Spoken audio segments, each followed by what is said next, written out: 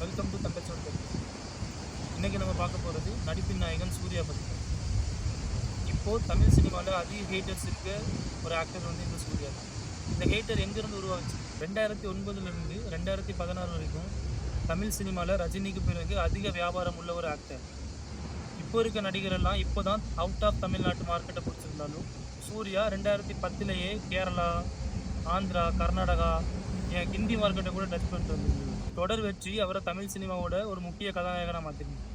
2000 நந்தா திரைப்படத்துக்கு பிறகு தமிழ் சினிமா மக்கள் மனசில் அவரோட முகம் தரமாக பதிந்தது. நந்தா திரைப்படத்துக்கு பிறகு வெளியான காக்க காக்க, பிதாமகன், பேரழகன், வாரணமாயிரம், வேல், சில்லுனூறு காதல், அயன் இது போன்ற திரைப்படம் அவரை மேலும் ஒரு உச்சத்துக்கு கொண்டு போச்சு. ஒரு டாப் 3 நடிகர்களுக்கான போட்டியில் இருந்த அவரை சிங்கம்னு ஒரு படம் எனக்கு போட்டியே கிடையாது, ரஜினிக்கு அடுத்து நான் தான் அடுத்த சூப்பர் ஸ்டாருங்கிற கேட்டகரிக்கு எடுத்துகிட்டு போயிருந்தேன். இந்த சூர்யா 2011 மறுபடியும் 7ஆம் அறிவு அப்படிங்கிற ஒரு வெறித்தனமான வெற்றியை கொடுக்குறாரு. அது தமிழ் சினிமாவோட 4வது 100 கோடி திரைப்படமாக அமையுது. ரஜினி கமலுக்கு பிறகு முதலாக 100 கோடி ஈட்டிய ஒரு நடிகர்னா அது இவர் மட்டும்தான். நான் ரஜினி ரெக்கார்டு அப்படிங்கிற ஒரு வார்த்தை உருவாக காரணமாக இருந்த இந்த சூர்யா 7ஆம் அறிவு வெற்றிக்கு பிறகு வெளியான மாற்றான், சிங்கம் 2 இது போன்ற திரைப்படம் மேலும் அவரை ஒரு உச்சத்துக்கு கொண்டு போச்சு. தமிழ் சினிமாவில் தவிர்க்க முடியாத இவர் தன்னோட இடத்த பிடிச்சிருவாரோன்ற அந்த பயம் நிறைய நடிகருக்கு உருவாகுச்சு. அது காரணமாக சூர்யாவுக்கு முதல் முறையாக ஹேட்டர்ஸ் உருவாக ஸ்டார்ட் ஆகுது. 2013 வெளியான அஞ்சான் திரைப்படத்தை பார்க்க போனவங்களை விட அடிக்க போனவங்க தான் அதிகம். அந்த ஒரு தோல்வி சூர்யாவோட முதல் சினிமா சர்க்கலாக மாறுது. அந்த தோல்விக்கு பிறகு அவர் நடித்த நிறைய படங்கள் சரியாக போல. இருந்தாலும் அதில் 24ன்னு ஒரு படம் நல்ல படமாகவே இருந்தாலும் அந்த படத்தையும் மறுபடியும் எல்லாரும் சேர்ந்து அடிக்கிறாங்க. ஒரு பக்கம் ரசிகர் சண்டையாலையும் ஒரு ஹேட்டர்ஸ் உருவாகியிருந்தாலும் சூரரை போற்று, ஜெய்பீம் இந்த 2 படம் வெளியான பிறகு நிறைய திரையரங்கு ஓனர்களும் இவரை வெறுக்க ஆரம்பிக்கிறாங்க. ஜெய்பீம் திரைப்படத்துக்கு பிறகு ஒரு சில குறிப்பிட்ட நபரால் இவர் இன்னும் அடிக்கப்படுறாரு. ஒரு நீட்டாக பேசினதால அரசியல் கட்சி தலைவர்களாலும் இவருக்கு நிறைய எதிர்ப்பு வருது. தனிப்பட்ட ஒரு மனிதன் பல அரசியல் கட்சி தலைவர்கள் பண்ண தவறுன விஷயத்த தரமாக பண்ணி இன்னைக்கு பலாயிரம் பேரை படிக்க வச்சிருக்காரு. இந்த மாதிரி பண்ணால் யாருக்கு தான் பிடிக்கும்? எல்லாரும் கோவம் தானே படுவாங்க. ஏன்னா அவங்களோட பொழப்பில் மண்ணெண்ணி போட்டார்ல இவர். ஸோ இப்படி தான் இவருக்கான ஹேட்டர்ஸ் உருவாகிருக்கு. இவரோட வெற்றியும் நமக்கு தெரியும், இப்போ இவரோட தோல்வியும் நமக்கு தெரியுது. ஆனால் இந்த தோல்வி உருவானதில்லை, உருவாக்கப்பட்டது. ரெட்ரோ அப்படின்னு ஒரு படம் வந்துச்சு, உங்களில் எல்லாருக்குமே தெரிஞ்சிருக்கும். அந்த ரெட்ரோ திரைப்படம் திருப்தி படுத்துச்சானா?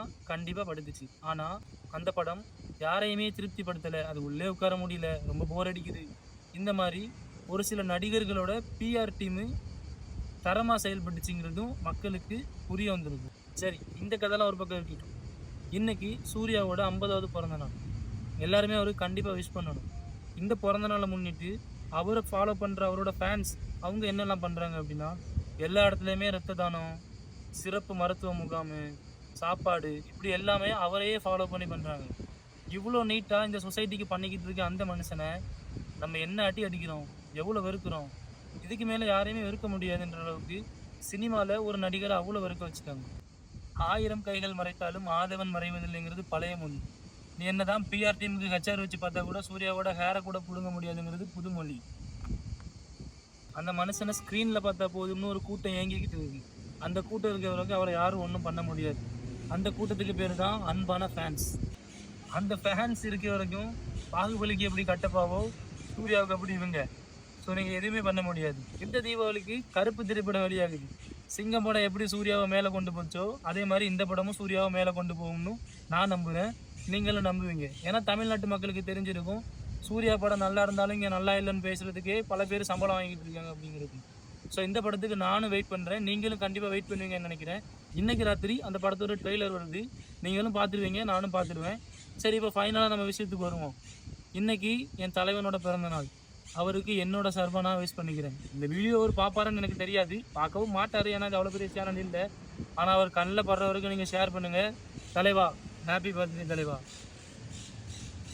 அந்த மனுஷனுக்கு என்னோட பர்த்டே விஷை நான் பண்ணிட்டேன். நீங்களும் உங்களோட பர்த்டே விஷை மறக்காமல் பண்ணிடுங்க. உங்களுக்கு பிடிச்ச சூர்யாவோட படம் என்ன அப்படிங்கிறதையும் கமெண்ட்டில் சொல்லிடுங்க. என்னோட ஃபேவரேட் மூவி, என்ன சூர்யா ரசிகராக மாற்றின மூவி சில்லுனூறு காதல்.